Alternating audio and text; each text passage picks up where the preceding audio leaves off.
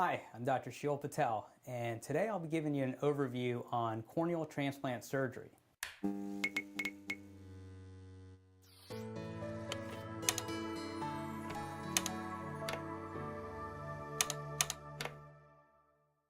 First, let's talk about corneas.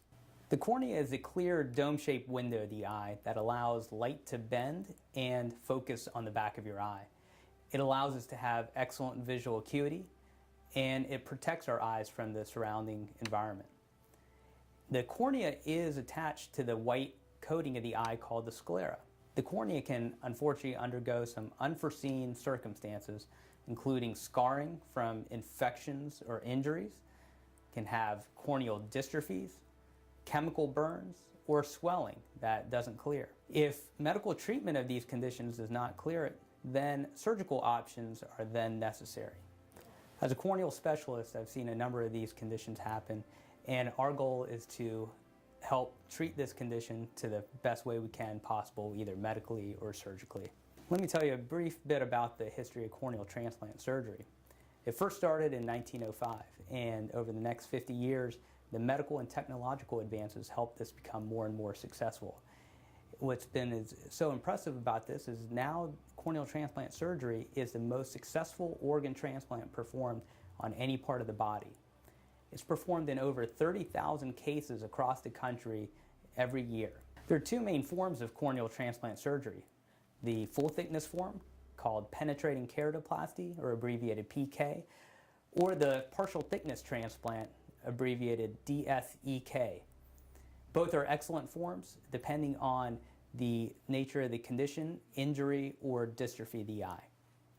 Penetrating keratoplasty is used when the whole cornea is involved, and after the cornea is removed, a new cornea is in place and requires stitches to bring the donor cornea to attach to the patient or their recipient cornea. Although it takes the better part of a year for healing, the success rates are well over 90%. When it is decided that a patient needs a donor cornea, they are placed on a recipient list.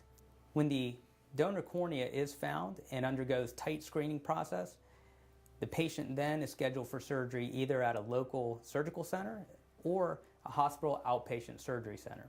A newer groundbreaking advance in corneal transplant surgery is the DSEK, or partial thickness transplant, that I referred to earlier.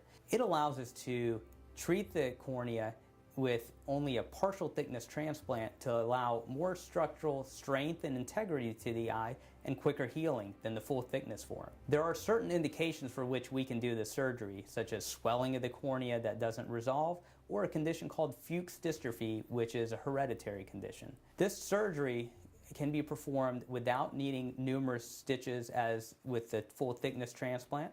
It has a lower rejection rate and lower risks overall. Patients often heal in the matter of a few months as opposed to over the course of a full year.